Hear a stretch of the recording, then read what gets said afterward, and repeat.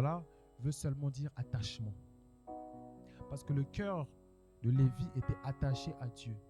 Et comme ce cœur-là était attaché à Dieu, alors Dieu s'est choisi ses descendants pour être à son service.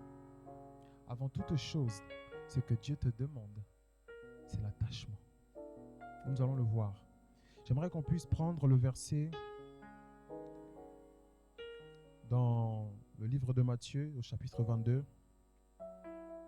le verset 36. Nous allons lire 36 à 37. Nous allons commencer par le verset 36. Donc je te laisse aller le trouver. Matthieu 22, verset 36. Matthieu 22, verset 36. Encore une fois, Matthieu 22, le verset 36. J'aimerais qu'on puisse honorer la parole de Dieu, qu'on puisse se mettre debout. Vous savez, si un président rentre, on va automatiquement se mettre debout. Et là, ce n'est pas un président, c'est plus qu'un président. C'est la parole de Dieu. Gloire au Seigneur. Je lis dans le nom de Jésus. Maître, quel est le plus grand commandement de la loi? Maître, quel est le plus grand commandement de la loi? On pose à Jésus cette question. On ne pose pas à n'importe qui, on pose à Jésus. Cette question, on lui demande quel est le plus grand commandement de la loi. C'est-à-dire que de tout ce que Dieu demande, quelle est la première chose qui vaut toutes les autres choses? Voici la réponse de Jésus, verset 37. Jésus lui répondit, tu aimeras le Seigneur ton Dieu de tout ton cœur, de toute ton âme et de toute ta pensée. C'est le premier et le plus grand. C'est le premier et le plus grand. Tu aimeras le Seigneur ton Dieu de tout ton cœur, de toute ton âme et de toute ta pensée. C'est le premier et le plus grand. Est-ce qu'on peut s'asseoir en acclamant la parole de Dieu? Dans ce verset, une personne vient voir Jésus et lui pose seulement la simple question: si Dieu doit me demander quelque chose, quelle serait la chose? Quelle serait cette chose que Dieu pourrait bien me demander? Jésus lui répond, c'est très simple. Dieu ne va pas te demander d'arrêter la publicité en premier. Dieu ne va pas te demander d'arrêter la cigarette. Dieu ne va pas te demander d'arrêter l'alcool, d'arrêter ceci. Dieu ne va même pas te demander d'être une femme de prière, d'être un homme de prière. Non, Dieu va te demander de s'attacher à lui. Ça veut dire que ce qui prime pour Dieu, au-delà de tout ce que je viens de citer, c'est l'attachement. Dieu demande à ce que tu puisses s'attacher à lui. Tu puisses l'aimer en retour. Parce que, aux yeux de Dieu, tu es une personne de valeur. Peu importe ce que le monde a pu dire sur toi, peu importe ce que les hommes ont pu dire sur toi, même ce que toi-même tu penses de toi, aux yeux de Dieu, quand Dieu te regarde, il voit une personne de valeur. Une personne qui vaut quelque chose. Mais l'attachement que Dieu te demande, ce n'est pas un attachement à tout hasard, mais c'est un attachement avec le cœur. Dieu demande que tu puisses lui donner une certaine place dans ton cœur. Dieu demande qu'il puisse avoir accès à un emplacement bien précis dans ton cœur. J'aimerais même aller plus loin. Dieu demande à ce qu'il puisse avoir la première place dans ton cœur. Parce qu'à ses yeux, il a été capable, je ne sais pas si vous imaginez quand même la chose, il a été capable de prendre son seul, son unique, son fils et de le livrer en pâture pour toi. Donc j'aimerais que tu imagines à quel point Dieu t'aime. Cet amour est même reflété dans Jean 3,16 que tout le monde connaît. Dieu a tellement aimé le monde, il a regardé le monde qu'il a aimé, il a vu qu'ils étaient loin de lui, il a dit non, je ne peux pas laisser mes enfants aussi loin. Alors il a pris son fils, son unique, celui qui l'aimait tant, il l'a livré pour toi. Comment tu peux te dire que Dieu ne t'aime pas? Comment tu peux dire que Dieu te rejette? Il a laissé son fils pour toi. Et la seule chose qu'il te demande, au-delà de tout, c'est seulement que tu puisses l'aimer. En fait, ton amour est une réponse à son amour. Tu l'aimes parce qu'il t'a aimé le premier. C'est la première source d'amour qui vient dans ta vie. Ce n'est pas l'amour de tes parents, c'est l'amour de Dieu. Et tu peux te poser cette question. comment Dieu peut m'aimer avec tout ce que j'ai fait, la manière dont je me comporte, comment je me conduis, comment réellement Dieu peut m'aimer. Comment est-ce que véritablement Dieu peut accorder de l'importance à ma personne? Je connais mon caractère, je connais mes erreurs, je connais mes failles. Je ne mérite pas un quelconque amour. Mais qui t'a dit que l'amour de Dieu était conditionné envers toi? Qui t'a dit que Dieu a besoin que tu fasses ceci, cela avant de pouvoir t'aimer? Dieu t'aime parce qu'il t'aime. Dieu ne prend pas acte de ce que tu as fait. Dieu ne prend pas acte de même de ton caractère. Dieu prend seulement acte de l'état de ton cœur. J'aimerais qu'on puisse prendre un verset qui se trouve dans 1 Samuel, qui va répondre à cette fameuse question: pourquoi Dieu m'aime? Qui se trouve dans 1 Samuel 16, à partir du verset 7. Je vais le lire pour qu'on puisse gagner du temps.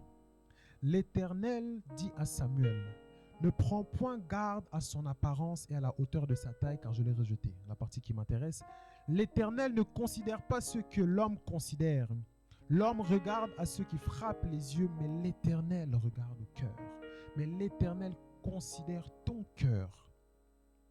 En réalité, Dieu sait que ce n'est pas de ta faute si tu te comportes de cette manière-là. Si aux yeux des gens tu es violente, il sait que en réalité c'est parce qu'en arrière-plan tu as passé par des situations compliquées qui a développé ce caractère violent seulement pour te protéger. Mais à l'intérieur tu es douce, à l'intérieur tu es calme. Dieu connaît ce qui est au fond de toi. Voilà pourquoi il ne prend pas acte à tes crises de colère. Il ne prend pas acte lorsque tu pars fumer. Il ne prend pas acte lorsque tu tombes dans l'impudicité. Dieu connaît l'état de ton cœur. Il sait qu'en réalité, tu n'es pas une mauvaise personne. En réalité, tu es une bonne personne, mais qui a seulement été embrouillée. Voilà pourquoi Dieu t'aime. Parce que Dieu ne regarde pas en réalité ce qui est de l'extérieur, mais Dieu regarde plus à ce qui est de l'intérieur. C'est ce qui importe Dieu, c'est ton cœur. Ce que Dieu cherche en réalité, c'est ton cœur. Voilà pourquoi une fois j'avais dit à une personne qui est ici, elle n'est pas parfaite, c'est une femme, c'est une fille. Je lui ai dit, Dieu t'aime, mais Dieu t'aime à cause de ton cœur. Tu n'es pas parfaite. Je suis allé un peu me balader sur ses réseaux, j'ai fait, hey. Elle n'est pas parfaite, mais il y a de l'amour de Dieu qui s'émane en elle. Et c'est cet amour-là que Dieu cherche en toi. Il désire que tu puisses l'accorder une place. Il désire que tu puisses l'accorder une première place. Il désire que tu puisses l'accorder une place qui va faire que naturellement tu seras poussé vers Dieu. Vous savez, le christianisme en soi, je le répète, n'est pas une religion, c'est une relation entre toi et ton Dieu créateur. Et dans toute relation, il te faut être à proximité. Pour aimer une personne, tu dois apprendre à le connaître. Dieu est une personne. Et en tant que personne, il a une personnalité. Il y a des choses que Dieu aime, il y a des choses que Dieu n'aime pas. Il a aussi un caractère. Il a aussi une manière de procéder. Tu dois apprendre à connaître Dieu. Pour aimer Dieu plus en profondeur, tu dois apprendre à creuser dans sa présence. Plus tu passes du temps avec une personne, plus tu apprends à connaître la personne. Plus tu passes du temps dans la présence de Dieu, plus tu apprends à connaître ce Dieu-là, à connaître ses facettes. Et lui, il vient se révéler à toi. Il vient se révéler à ton cœur. Et lorsque tu es attaché à Dieu, lorsque ton cœur est attaché à Dieu, tu ne viendras plus à l'église non par l'effet de groupe. Il y en a certains qui viennent à l'église non pas pour Dieu, mais plus pour son ami. Non pas pour Dieu, mais plus par l'effet de groupe, parce qu'il va être entouré de ses amis. Non pas pour Dieu, mais plus pour le côté événementiel, plus pour le côté émotionnel, mais ne vient pas en réalité pour Dieu. Parce que si on aurait retiré telle personne, est-ce que tu seras encore à l'église? Si on aurait retiré tel événement, est-ce que tu viendrais encore quotidiennement à l'église? Ne vas-tu pas te fatiguer? Est-ce que la véritable source de ta venue à l'église, c'est Dieu? Est-ce que tu es comme David qui se dit, je suis heureux lorsque me dit, allons dans la maison de l'Éternel? Ou lorsque quand tu penses à l'église, tu penses à telle sœur, tel moment où tu penses juste qu'on va bien s'amuser, on va rigoler, on va aller manger après l'église, on va chanter, acclamer, taper des mains et ensuite je rentre à la maison. Es-tu vraiment venu pour Dieu?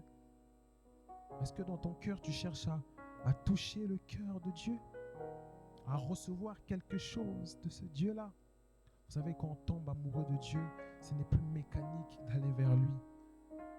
Je me rappelle à mes débuts, j'ai fait comme ça, les choses de Dieu, c'était trop mécanique, trop dur, prier. À chaque fois, c'était en yo-yo, je prie, j'arrête, je prie, je repars, parce que je le faisais mécaniquement. Mon cœur n'y était pas encore. Mais dès lors que j'ai rencontré la personne de Jésus, dès lors que j'ai vu qu'il m'aimait véritablement, au-delà de mes erreurs, de mes failles, de mon caractère, de mes colères ou autres, il me disait sans cesse, je t'aime. Et le je t'aime de Jésus n'est pas comme le je t'aime d'un homme. Lui, il va te dire je t'aime parce que tu lui as acheté telle chose. Dieu, tu n'as rien fait. Il te regarde et il te dit, ma fille, je t'aime. Et son amour est si sincère. Parce que cet homme-là, si les circonstances qui a fait sortir son je t'aime n'est plus, alors il ne t'aime plus. Si cette femme-là, les circonstances qui a fait qu'elle puisse te dire je t'aime ne sont plus, alors elle ne t'aimera plus. Mais Dieu, qu'importe les circonstances, même lorsque tu tombes 7001 fois, il t'aime encore. Et il te relève encore. Ce que Dieu cherche, c'est seulement ton cœur. Au-delà de tout, il y en a certains qui viennent me voir, qui m'ont dit, Lévi, je suis trop sale pour aller vers Dieu. Il n'y a pas de trop sale pour aller vers Dieu. Il n'est pas venu pour les propres d'ailleurs. Il est venu pour ceux qui sont sales, afin de les laver. Dieu a besoin de ton cœur. Parce que lorsque tu es attaché à Dieu avec le cœur, prier devient un réel plaisir. Vous savez, je me sens mal si je passe une journée 24 heures. Ma femme est témoin. Je suis très aigri après. Quand je n'ai pas prié, moi une fois dans une journée. Des fois, elle me voit aigri un peu, me dit, toi, tu n'as pas prié. Non, je vois rien. Parce qu'il me faut ma dose de mon Dieu. Je me réveille, ma pensée, c'est quand est-ce que je pourrais être dans sa présence. J'ai qu'une envie, c'est de lire sa parole. De sentir en fait sa douce présence. La présence de Dieu est incroyable. Pour ceux qui sont en intimité avec lui, c'est-à-dire que vous le sentez quotidiennement. Je sens sa présence. Je sais qu'il est avec moi. Et c'est ça qui me rassure. Cela veut dire que même quand tu es seul, tu n'es plus seul. Tu es avec Dieu. Et c'est très fort. Et sa présence, c'est un peu comme Jean. La Bible dit que quand Jean était seul avec Jésus, il posait sa tête sur son épaule et il s'apaisait. C'est cette présence qui est là quotidiennement. Christ a dit, je ne vous abandonne pas. Tous les jours, je serai avec vous. Mais en fait, c'est nous, on ne remarque pas qu'il est avec nous. Et on le remarque lorsque notre cœur se connecte à sa présence. C'est seulement le cœur le plus important. C'est seulement le cœur le plus important. Dieu demande à ce que tu puisses t'attacher. Parce que lorsque ton cœur est attaché, ça devient avec un plaisir qu'on vient à l'église, qu'on se prosterne. On ne regarde même plus son voisin, sa voisine. Et lorsque on est attaché à Dieu et que ces démarches commencent à s'enclencher, alors les portes s'ouvrent naturellement. Quand on te dit qu'il faut prier, tu es là et tu pries et les choses s'ouvrent. Ça veut dire que le moteur premier, c'est ton cœur. C'est ton cœur qui va te pousser à jeûner. C'est ton cœur qui va te pousser à faire des services de prière. C'est ton cœur qui va te pousser à lire. C'est ton cœur qui va te pousser à servir. C'est ton cœur qui va te pousser à investir même financièrement. Et toutes ces actions impulsées par ton cœur vont ouvrir les portes de ta vie. Vous savez, Dieu se moque totalement de ton départ. Tu aurais pu même être, des fois je le dis avec humour, même dans le ventre des Satans. C'est-à-dire que toi tu es né, on appelle Satan, tiens, mange-la, glougou, glougou. Donc toute ta vie est dans son ventre. Dieu est capable de faire sortir toute ta vie et de te propulser au plus haut. Mais ce qu'il demande, c'est ton cœur. C'est l'élément le plus important. C'est là où Dieu, si je peux le dire avec des pincettes, n'a pas d'emprise. Il y a le libre arbitre. Dieu te demande de faire un choix. Et le choix qu'il te demande, c'est de t'attacher à lui avec le cœur. Parce que sinon, on sera toujours derrière toi. Il faut prier, il faut jeûner. Et tu vas le faire mécaniquement. Tu vas monter, tu vas descendre, tu vas monter. Quand ton cœur est attaché, on n'a plus besoin de te propulser. Ton cœur te propulse vers Dieu. Parce que tu cherches Dieu. Je connais un homme qui, lorsqu'il est mort, on a dit de lui, voici l'homme très élevé par l'Éternel. Quand je regarde le parcours de cet homme, je vois un criminel. Je me dis, si le roi David avait une église, ça aurait été une église scandaleuse. Donc il aurait tué la femme d'un de ses le mari d'une de ses fidèles là, et il aurait pris ses fidèles, l'aurait mis dans son lit. Vous imaginez la folie? Une personne comme ça, Dieu l'appelle l'homme selon mon cœur. Vous savez pourquoi? Parce que même lorsqu'il faisait ses bêtises, David savait revenir à Dieu. David était attaché à Dieu. Et c'est cet attachement à Dieu qui le poussait toujours plus loin et qui a poussé sa vie toujours plus haut. Son secret, c'était son cœur. Ce n'était pas un saint, ce n'est pas un homme de prière x15, c'était un homme de cœur à cœur avec Dieu. Il y a des hommes de prière qui sont tombés. Il y a des hommes de prière qui ne sont pas allés loin dans la vie. Mais les hommes de cœur vont toujours très loin avec Dieu. Le secret, ce n'est pas prier, prier, prier, jeûner, jeûner, bâtir des sacrifices à gauche, à droite, venir avec du service. Non. Le secret, c'est d'avoir un cœur qui plaît à Dieu. De par ce cœur, tu vas avancer. En fait, ton cœur ne te laissera pas tranquille tant que tu n'as pas cherché Dieu. Ton cœur ne te laissera pas tranquille. J'ai aimé ce qu'un jour m'a dit, mon très cher Iman, il m'a dit, Lévi, je bouillonne en moi, je ne comprends pas. J'ai envie de lire la Bible, j'ai envie d'écouter des prédications, j'ai envie. Cette envie venait de son cœur. Parce qu'il commençait à s'attacher de plus en plus à Dieu.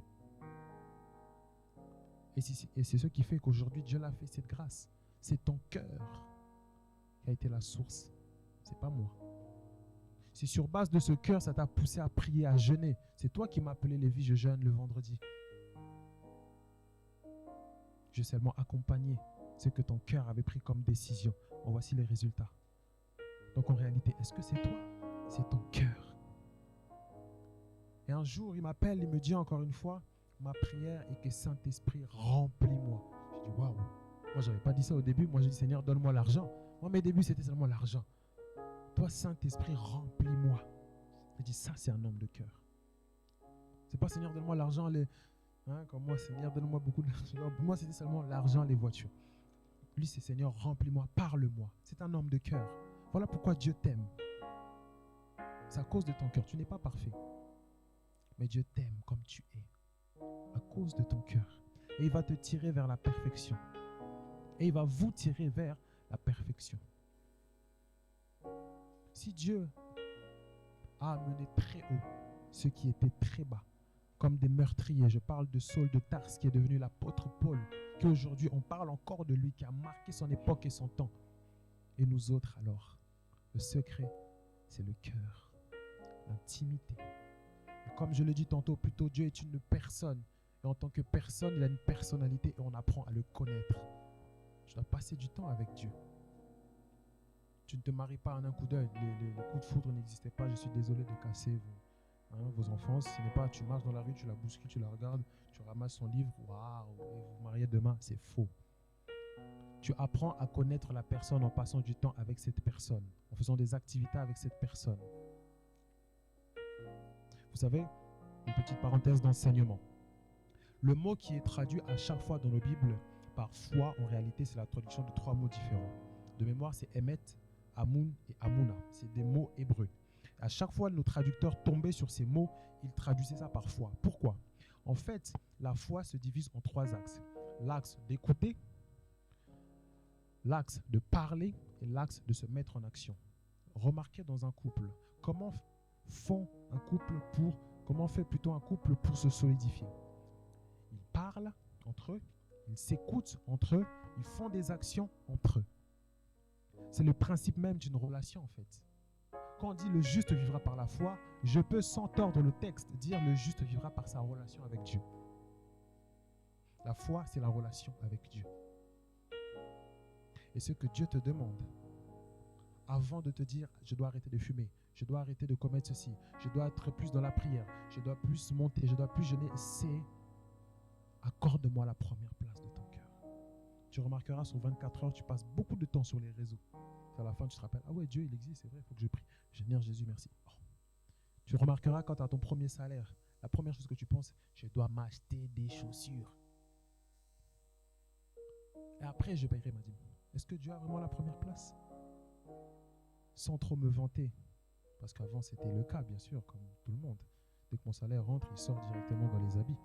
Mais quand j'ai l'argent, la première chose que je pense, la dîme de mon Dieu. Et je le donne avec le cœur. La deuxième chose, je prépare une alliance. Je vais faire un service où je vais sceller ça. Et la troisième chose, c'est ma femme, mes enfants. Et la quatrième chose, c'est moi-même me faire plaisir derrière.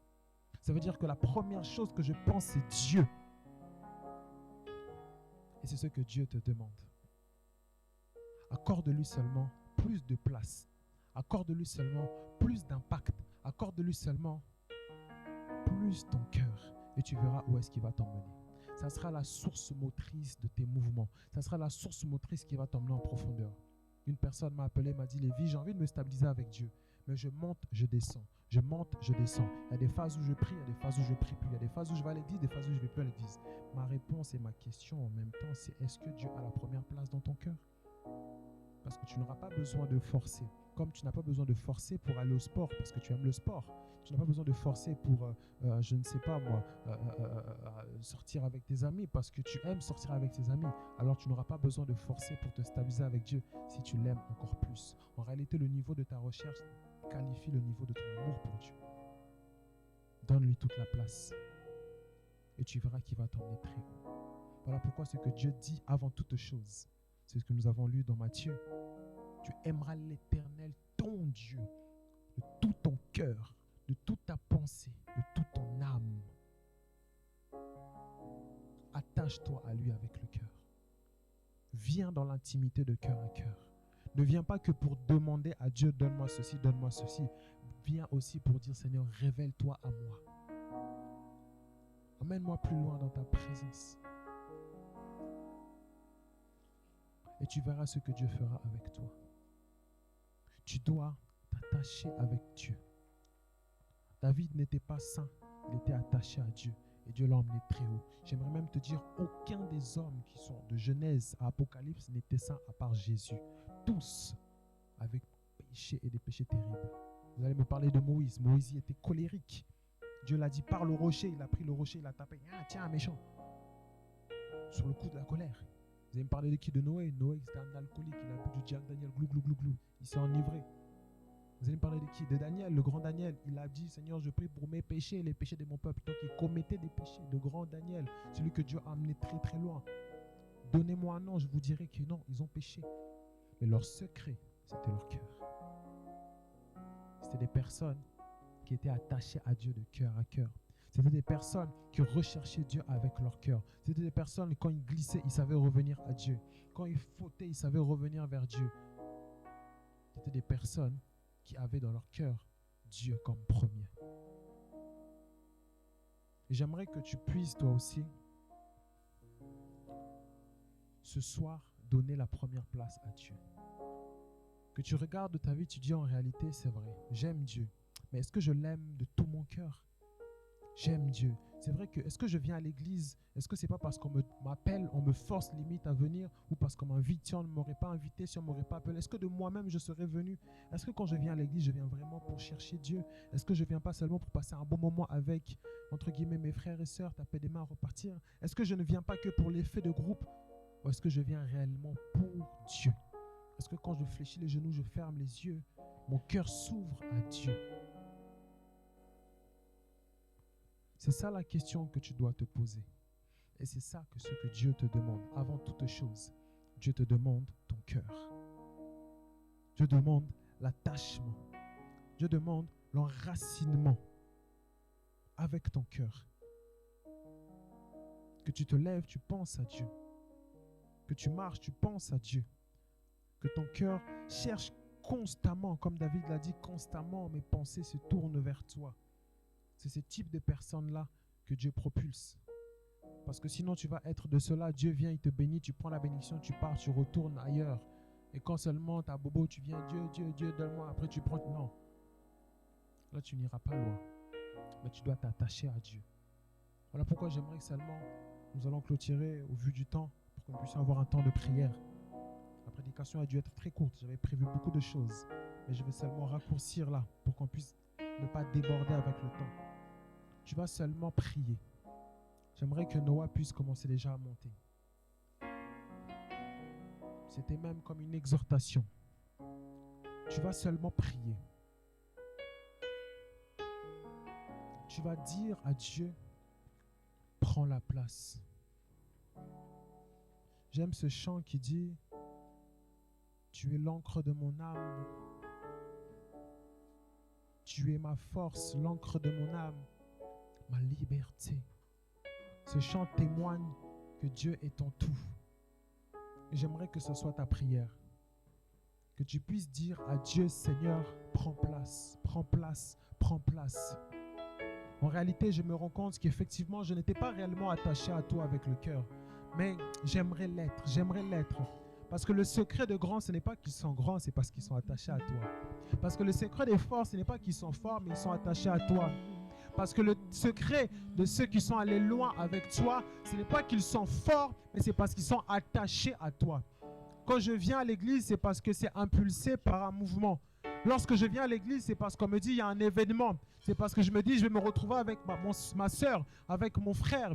Parce que je me dis après nous allons peut-être manger, on va prendre des photos, on va snapper. Je viens acclamer des mains et danser. Mais en réalité, je ne viens pas pour Dieu. En réalité, je n'écoute pas Dieu. En réalité, mon intimité avec Dieu est éloignée.